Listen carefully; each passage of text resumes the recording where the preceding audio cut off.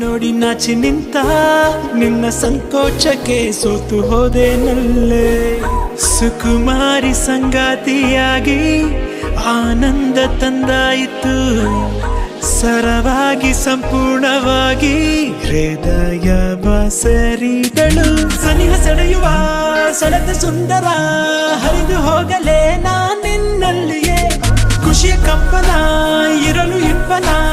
ಕರವ ಕರೆಯಲೇ ನಾ ಕರಗಿ ಹೋದೆ